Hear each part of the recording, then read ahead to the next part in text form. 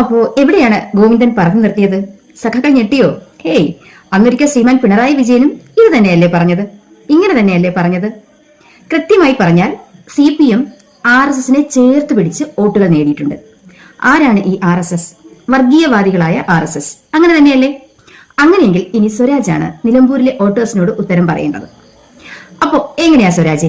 ഗോവിന്ദൻ പറഞ്ഞത് പച്ചക്കള്ളമാണോ അതോ നല്ല തെളിവുള്ള സത്യമാണോ? ഇനി ഗോവിന്ദൻ പറഞ്ഞത് കള്ളമാണെങ്കിൽ സ്വരാജിനിട്ട് നല്ല മുട്ടൻ പണി തന്നെയാണ് തന്നത് എന്ന് പറഞ്ഞാൽ തക്കൊന്നും ഉണ്ടായില്ലല്ലോ, അല്ലേ? നോക്കൂ സ്വരാജ്, പണ്ടത്തെ പോലെ കമ്മികളുടെ ക്യാപ്സൂൾ പേമാരി പോയിട്ട് ഒരു ചെറു ചാറ്റൽ മഴ പോലും എങ്ങും ഇല്ലേ.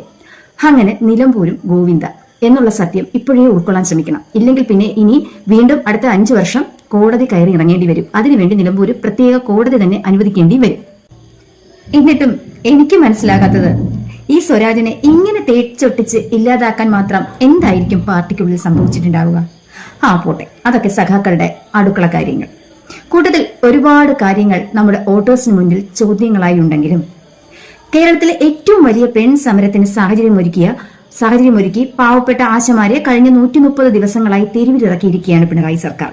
പട്ടിണിപ്പാവങ്ങളും അശരണരും ഇത്തിരി കഞ്ഞിക്കും മരുന്ന് വാങ്ങാനും ഒക്കെ ആശ്രയിക്കുന്ന ക്ഷേമ പെൻഷൻ കുടിശ്ശികയായിട്ട് എത്രയോ കാലമായി.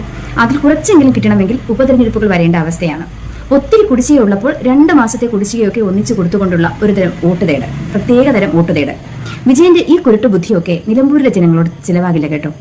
സാധാരണക്കാരന്റെ കഞ്ഞിയിൽ പാറ്റിയിടുന്ന ഈ സർക്കാരിന്റെ കുടുംബത്തിൽ പക്ഷേ അമ്മയുടെ പെൻഷൻ കൊണ്ട് കോടികളുടെ ബിസിനസ് നടത്തുന്ന പ്രഗത്ഭരുണ്ട് കേട്ടോ.